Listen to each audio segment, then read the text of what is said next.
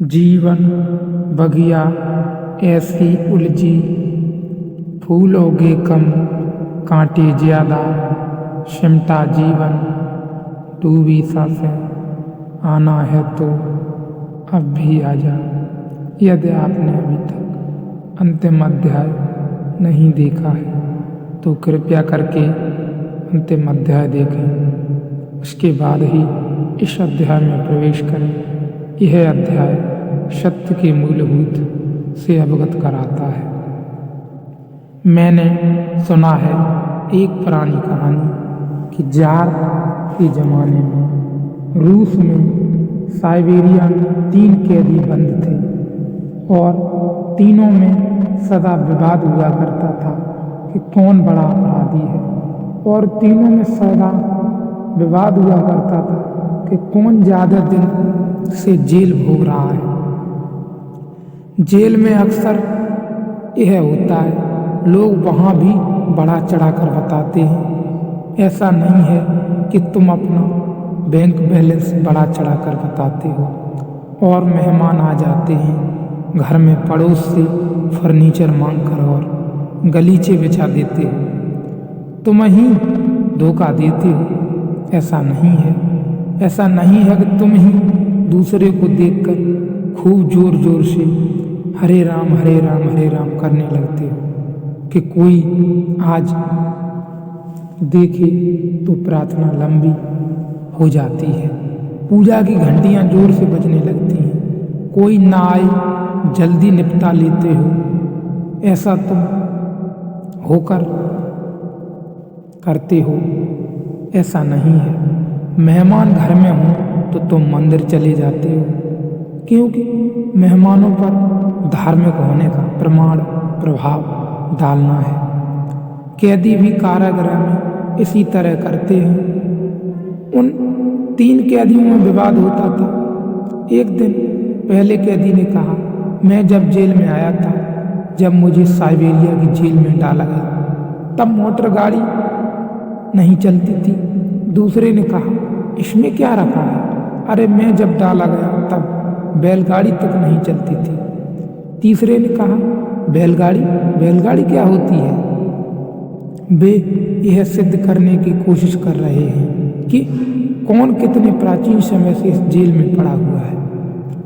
इसमें भी अहंकार है। मैंने सुना है एक जेल में एक नया अपराधी आया। जिस कोठरी में उसे भेजा गया था, उस कोठरी में एक दादा पहले से ही जमे थे। उस दादा ने पूछा, कितने दिन रहेगा?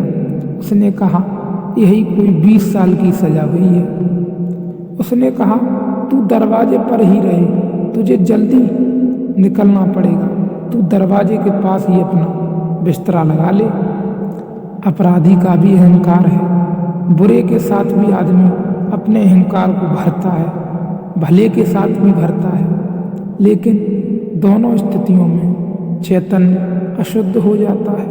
तुम्हारा होना अशुद्ध हो जाता है, तुम्हारा सत्य अशुद्ध हो जाता है। अष्टावक्र कहते हैं, मैं एक विशुद्ध बोध हूँ, न तो मैं बुद्धिमान हूँ, न मैं चरित्रवान हूँ, न मैं चरित्रहीन हूँ, न मैं सुंदर हूँ, न मैं असुंदर हूँ, न मैं जवान हूँ, न मैं बूढ़ा हूँ, न गोरा हूँ, न काला हूँ, न हिंदू हूँ, न मुसलमान हूँ, न ब्राह्मण हूँ, न शूद्र हूँ। मेरा कोई तादाद में नहीं है। मैं इन सब को देखने वाला हूँ। जैसे तुमने दिया जलाया अपने घर में, तो दिए की रोशनी टेबल पर भी पड़ती है, दीवार पर भी पड़ती है, दीवार घड़ी भर पर भी पड़ती है, फर्नीचर पर, अलमारी पर, कालीन पर, टेबल पर भी पड़ती है, पर्दे पर भी पड़ती है, फर्श पर भी पड़ती है, छप्पर पर भी पड़ती है, सब पर पड़ती है। तुम बैठे तुम पर भी पड़ती है। लेकिन ज्योति न तो दीवार है, न छप्पर है, न फर्श है, न टेबल है, न कुर्सी है। सब रोशन है उस रोशनी में, लेकिन रोशनी अलग है। यह बात समझ लेना जरूरी है। सब रोशन है उस रोशनी में, लेकिन वह रोशनी अलग है। शुद्ध चेतन तुम्हारी रोशनी है, तुम्हारा बोध है। वह बोध तुम्हारी बुद्धि पर भी पड़ता है, तुम्हारी देह पर भी पड़ता है, तुम्हारे कृत्य पर भी पड़ता है, लेकिन तुम उनमें से कोई नहीं हो। जब तक तुम अपने को किसी से जोड़ कर जानोगे, तब तक अहंकार पैदा होगा। अहंकार है चेतना का किसी अन्य वस्तु से तादात्म्य। जैसे ही तुमने सारे तादात्म्य छोड़ दिए, तुमने कहा मैं तो बस शुद्ध बोध हूँ, मैं तो शुद्ध बोध हूँ, शुद्ध बुद्ध हूँ, वैसे ही तुम अपने पर लौटने लगे। मुक्ति का क्षण करीब आने लगा।